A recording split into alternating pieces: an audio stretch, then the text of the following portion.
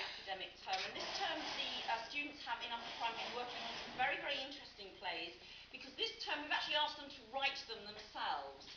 They've also been doing some script work as well, and we've had a couple of sort of basic scripts, and there's other scripts where we've asked them to be characters like tomatoes and cucumbers, which sound a very, very interesting thing, a very easy thing to do until you're asked to do it. And then we're asking the children to think of how a tomato would feel or how a cucumber would feel as well. So we're really, really trying to broaden them creatively and imaginatively as well.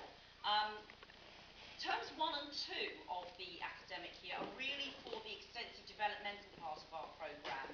And term 3, which is next term, is when we amalgamate all of the skills learnt in terms 1 and 2 and really let them loose on the stage at the Iona Theatre, which is going to take place on the weekend of the 18th and 19th of July. It's a huge boost for the children's confidence to be able to perform in front of 250 people, and I'm sure they're going to really enjoy it. But what you're going to see today is not a polished performance. It's to give you some idea of what goes on in a typical lesson. We're going to start with some speech work, and in that you're going to see some of the characterisation that the children have developed over the term.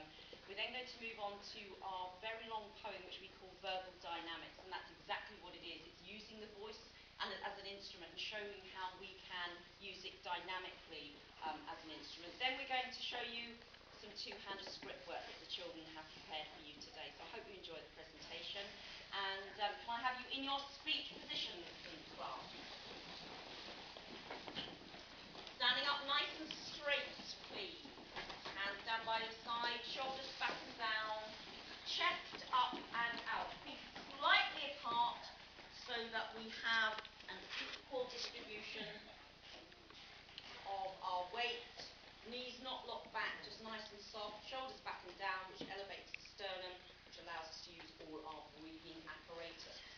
First part of verbal communication is obviously to be heard, but children of this age need to be taught the difference between shouting and a full projected supported voice.